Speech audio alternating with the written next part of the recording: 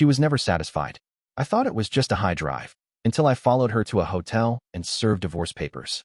I've always believed that good marriages take work, communication, patience, intimacy. And for the most part, I thought that's exactly what my wife, Emily, and I had. We met in college in Austin. She was the loud, spontaneous one who could light up a room. I was the quieter type. She liked that about me, said I was her calm in the chaos. We'd been married for 6 years. And yeah, our physical relationship was intense. I'm not saying that to brag. Honestly, it sometimes left me drained. Emily always seemed to want more. There were times I'd joke, half seriously, "Babe, are you trying to kill me?" And she'd just laugh, brushing it off like it was nothing. At first, I felt lucky. What guy wouldn't? Having a wife who's always ready, always craving. But over time, it became confusing. Her appetite never seemed to ease, no matter how much attention I gave her. I chalked it up to being passionate. Some people are just wired differently, right? It wasn't until a Sunday afternoon that things started clicking differently. We were at a barbecue hosted by one of her coworkers. It was mostly her work friends. I only knew a few faces. Emily was her usual bubbly self, laughing, mingling, bouncing between conversations like she owned the place. But something caught my eye. She was talking to a guy named Nate. Tall, built, loud laugh. They were standing a little too close. Not just friends close. I noticed her hand touch his arm longer than necessary. Her eyes lingered in ways I'd never seen before. Or maybe I just hadn't noticed. I remember feeling this weird, sinking feeling in my stomach. But I shook it off. Don't be insecure, I told myself. She loves you. Don't be that guy. That night, as we were driving home, I tried to casually bring it up. Hey, that guy, Nate. You guys seem pretty close. She glanced at me, laughed a bit. Yeah, he's just funny. Works in my department. What? No reason. Just noticed you two were talking a lot. She reached over, squeezed my hand. You know you're the only one who matters, right? I smiled. But something felt off. That little voice in my head wouldn't shut up. A few weeks went by. Things were normal. Well, mostly. Except, Emily started working late more often. Meetings. Deadlines. Last-minute projects. The usual excuses. She always made sure to come home affectionate. Overly affectionate, even. Like she was trying to overcompensate for something. I tried to shake it off. Hell, I even Googled stuff like how to deal with a partner who has a higher drive, thinking maybe I was just not enough for her physically. But then something happened that punched me straight in the gut. One evening, Emily was in the shower. Her phone buzzed on the nightstand. I never snooped before. Never needed to. But this time, I glanced. Just glanced. A text lit up the screen. It was from a contact saved as S. Can't stop thinking about last night. You're unreal. When can we meet again? I stared at it. My chest felt heavy. I picked up the phone, hands slightly shaky. Opened the thread. The message history was intimate. Graphic. This wasn't some innocent flirtation. This wasn't texting boundaries being pushed. This was full-blown cheating. And it wasn't just Nate. This was someone else entirely.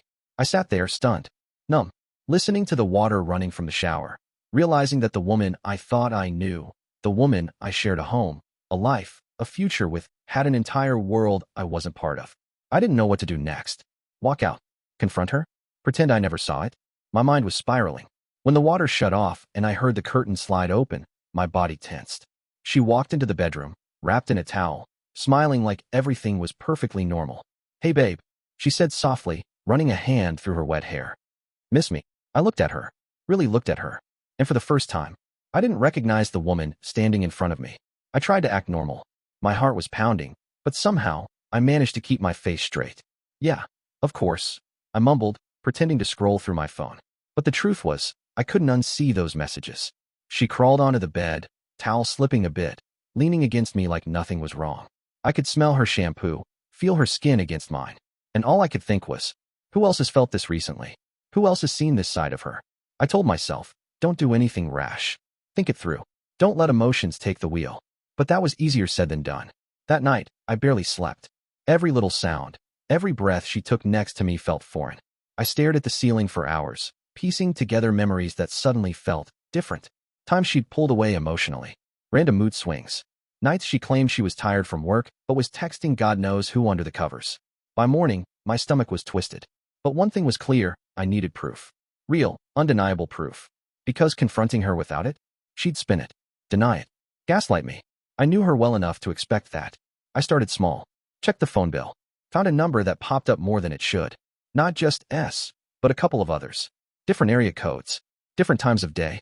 Sometimes during work, sometimes late at night when I thought she was asleep next to me. I went down a rabbit hole, bank statements, rideshare history, even her cloud storage. She wasn't careful. Or maybe she never thought I'd look. Photos, screenshots, conversations, hotel receipts. And the worst part? It wasn't just one person. It wasn't just S. It wasn't just Nate from the barbecue. It was several. The messages weren't about emotions. They weren't about love. They were about one thing, purely physical. Hookups after work. Quick meets at hotels. A pattern so organized, it felt like I was reading the playbook of someone I didn't even know. One message hit harder than the others.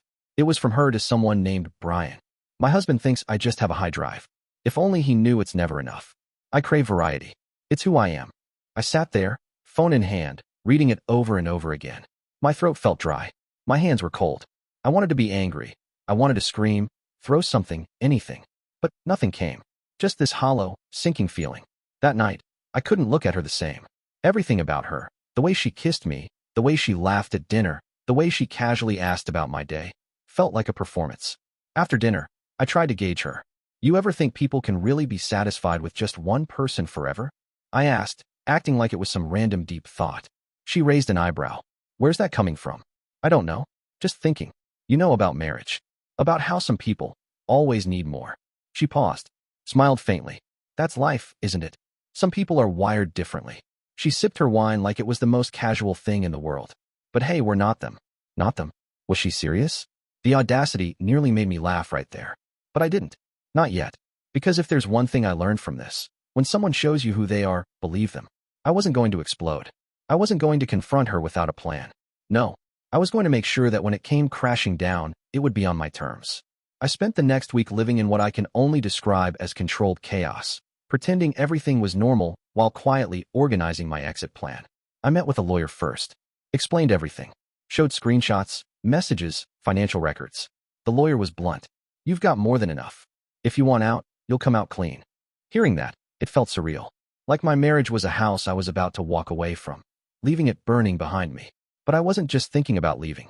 I wanted her to feel it, not in some petty, vengeful way, but because she'd spent years playing me for a fool, smiling in my face while living a second life behind my back. So, I made my move. I waited until Friday. She had told me, like clockwork, that she was working late. I already knew exactly where she'd be. I tracked her phone to a mid-tier hotel about 25 minutes away from our home. I didn't storm in. No, I was done being emotional.